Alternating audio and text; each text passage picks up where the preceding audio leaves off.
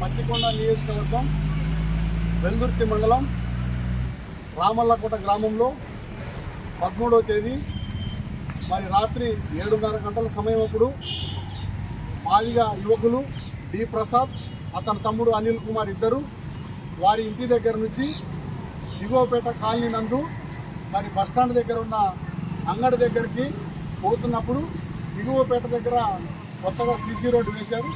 ఆ సీసీ రోడ్లో మరి పిల్లల దాని మీద బైక్ వేసుకొని పోయడానికి అక్కడే ఉన్నటువంటి బీసీ వర్గాలు నలుగురు కలిసి ఏరా మాదిగ నా కొడుకులారా సీసీ రోడ్డు మీద పోతా ఉన్నారు, మీకు కళ్ళు కనిపించవా అని చెప్పి మరి ముక్కుమ్మడిగా నలుగురు మరి బీసీ కులం వారు ఉద్దేశపూర్వకంగా పథకం ప్రకారం కుట్ర బండి వాళ్ళను కింద పడేసి కాళ్ళు చేతులతో రాడ్లతో కట్టెలతో విచక్షణ రహితంగా దాడి చేశారు.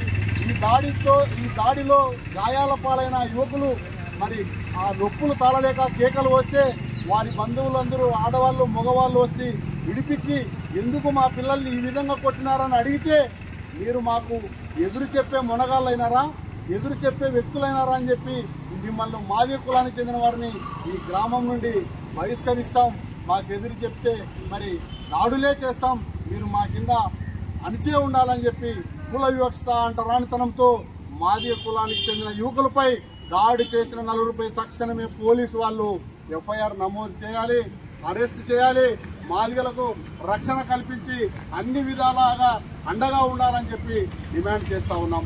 13వ తేదీ మాదిగలపై దాడి జరిగితే 13వ తేదీ ఆ దెబ్బలు తిన్న యువకులు ప్రభుత్వ జనరల్ హాస్పిటల్లో చికిత్స తీసుకొని అనంతరం వెల్దుర్తి పోలీస్ స్టేషన్కి వచ్చి ఫిర్యాదు చేశారు. ఫిర్యాదు చేసినా కూడా మరి న్యాయం చేస్తామని చెప్పి చెప్తా ఉన్నారే తప్ప బాధితులకు ఇంతవరకు ఎఫ్ఐఆర్ నమోదు చేయలేదు, బాధితులకు న్యాయం చేయలేదు, నిందితులపైన యాక్షన్ తీసుకోలేదు. తప్పకుండా మరి పోలీసు వాళ్ళకి మాకు ఎంతో గౌరవం, వాళ్ళతో మాకు సత్సంబంధాలు ఉన్నాయి. మరి తక్షణమే మాదిగలను పైన ఎవరైతే ఉద్దేశపూర్వకంగా దాడులు చేసి దౌర్జన్యం చేసి భయపడించి చంపుతామని బెదిరించారో వాళ్ళపైన తక్షణమే చట్టపరంగా చర్యలు తీసుకోవాలి, ఎఫ్ఐఆర్ నమోదు చేయాలి, బాధితులకు న్యాయం చేయాలి, దళితులకు రక్షణ కల్పించాలని చెప్పి డిమాండ్ చేస్తా ఉన్నాం. లేని పక్షంలో కలెక్టర్ ఆఫీసుకు ఎదురుకుండా పెద్ద ఎత్తున ఎంఆర్పీఎస్ఎస్ ఆధ్వర్యంలో ధర్నా చేస్తాం. మరి ఈ విషయాన్ని ఎస్పీ గారి దృష్టికి తీసుకుంటాం, డిఐజీ గారి దృష్టికి తీసుకుంటాం, బాధితులకు న్యాయం జరిగేంత వరకు అండగా ఉంటాం.